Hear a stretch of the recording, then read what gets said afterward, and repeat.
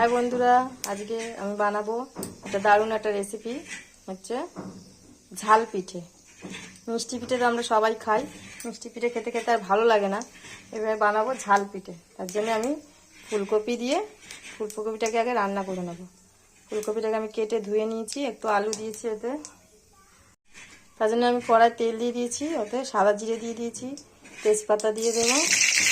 তারপর আমি ফুলকপিগুলো ছেড়ে দেবো। ভালো করে আমি ফুলকপিগুলো ভেজে নেব।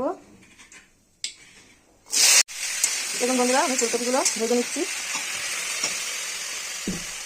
এটা আমি নুন দিয়ে নেব, হলুদ দিয়ে দেবো, দিয়ে লাল লাল করে ভেজে নেব।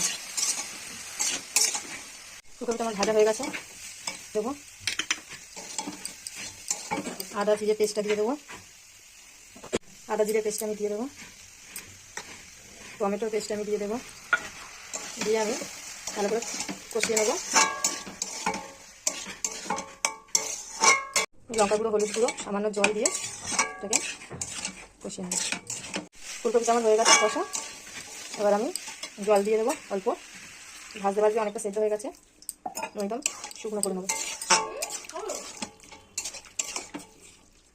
এইভাবে বাড়িতে বানাবেন, খুব ভালো হয় খেতে। জল দিয়ে দিয়েছি, এবার এটাকে সেদ্ধ করে নেবো, শুকনো করে নামিয়ে নেবো। আর শুধু এগুলোতে ফুল আছে, ডাঁটিগুলো আমি বাদ দিয়ে দিয়েছি। এরকমভাবে বানিয়ে লুচি, পরোটা, ভাত সবার সাথেই খেতে পারবেন তরকারিটা। তরকারিটা আমার হয়ে গেছে। আমি উপর দিয়ে গরম মশলা ছড়িয়ে দেবো, ধনে পাতা দিয়ে নেবো। শীতকালে ধনে পাতা খুব ভালো লাগে ফ্লেভারটা।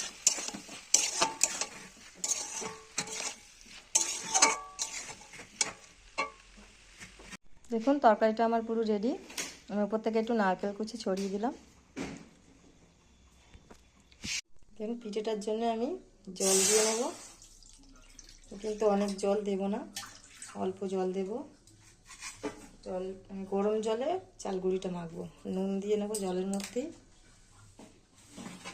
গরম হয়ে গেছে অনেক, ভাপ বেরোচ্ছে। এতে এবার চালের গুঁড়িটা দিয়ে দেবো।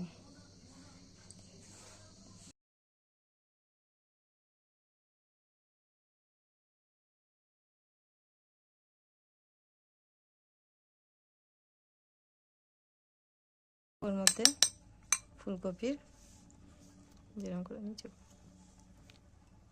করে মুড়ে নেব। এরকম করে আমরা সব কটা বানিয়ে নেব।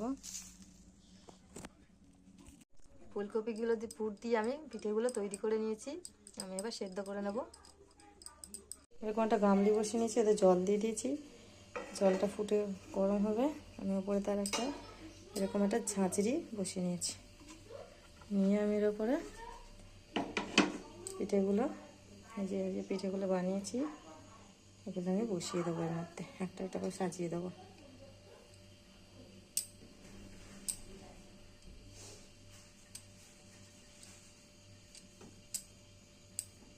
বন্ধুরা দেখুন, আমার ফুলকপি পিঠেগুলো রেডি হয়ে গেছে। দেখুন পুর ভরে একটা আমি ভেঙে দেখাচ্ছি। দেখুন খেতেও দেখতে যেরকম সুন্দর, খেতেও সেরকম টেস্ট হয়েছে।